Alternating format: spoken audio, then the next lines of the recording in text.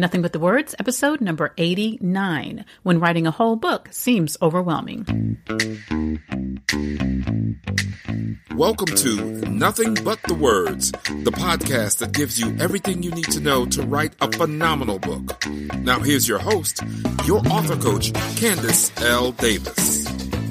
Hey there, and welcome to Nothing But the Words. I'm your author coach, Candace L. Davis.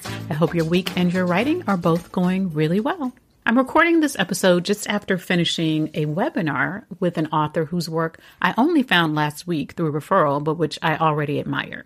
He writes in the personal development genre, but interestingly, the conversation we were having, which I thought initially would be about personal development, and it was, but it also turned to writing and publishing. So obviously, that was super fun for me. I'm always down for that. This author has written 6 books, according to my quick Amazon search. He's both traditionally published and self-published. Who knows? He may have more books out there, but those were the ones that I quickly found.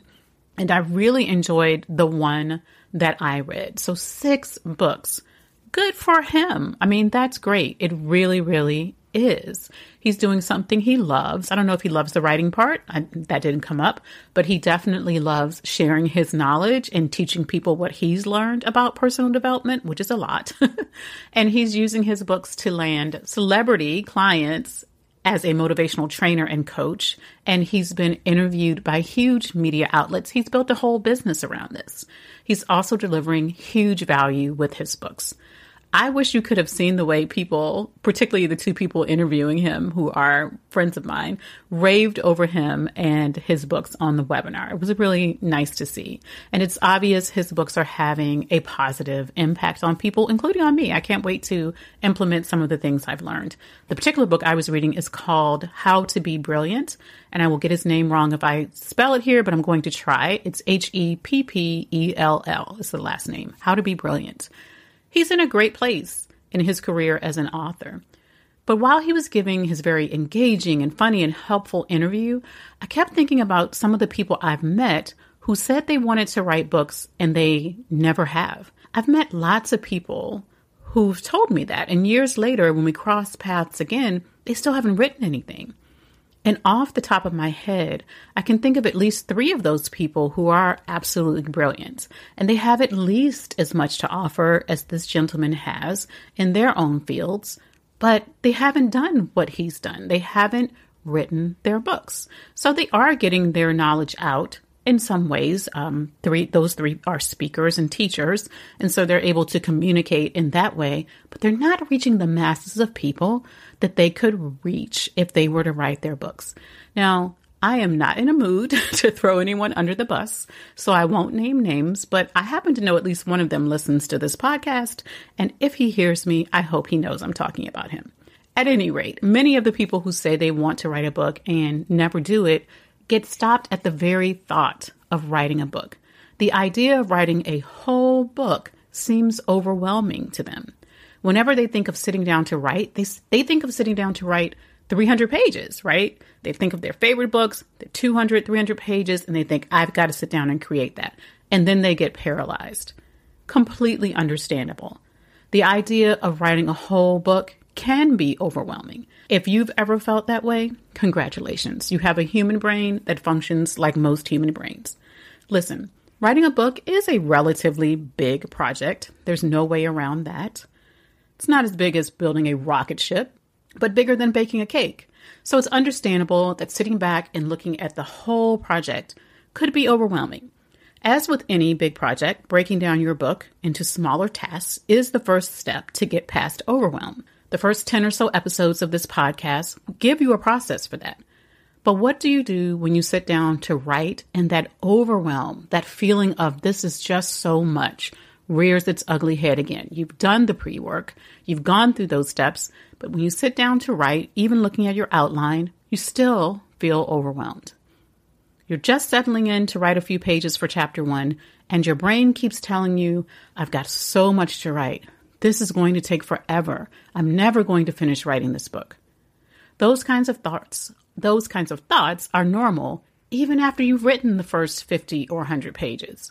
But just because they're normal, that doesn't mean you have to tolerate them or accept them or have them all the time. And you certainly don't have to be stopped by them.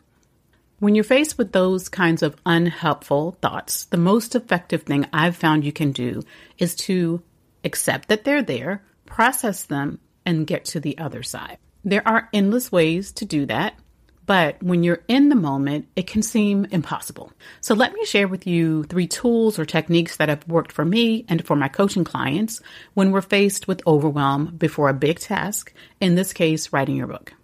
Now, again, first 10 episodes of this podcast, if you just need the strategies for how to organize your thoughts towards writing your book.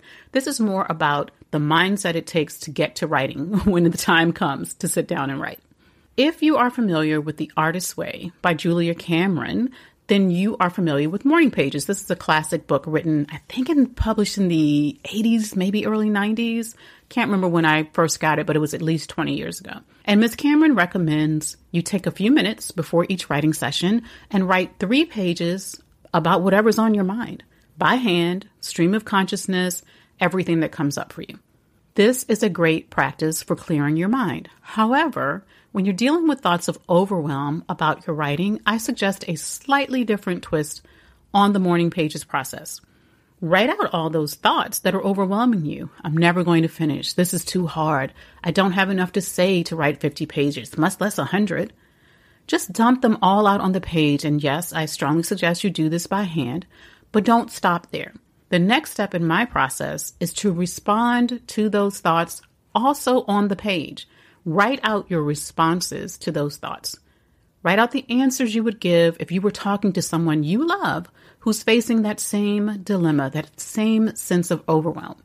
If your best friend came to you and said, "This book is really important to me, but I feel like I'm never going to finish," what would your response be? Write that all out and see how it can move your state, your emotional state, your mental state in a more positive direction so you can take action and jump into the writing. The second thing I recommend you do, and you don't have to do all of these things, pick the one you want to use on any given day, is a similar practice, but the focus, instead of having solutions necessarily, the focus is on having compassion for yourself. Take 5 or 10 minutes to write a letter to yourself. I've talked in a previous episode about writing a letter to your book, but this is somewhat different. This is a letter to you, expressing compassion for the overwhelm you feel, acknowledging it, expressing the idea that it doesn't make you a lesser person or lesser author just because you feel overwhelmed in this moment, and then encouraging yourself to write anyway.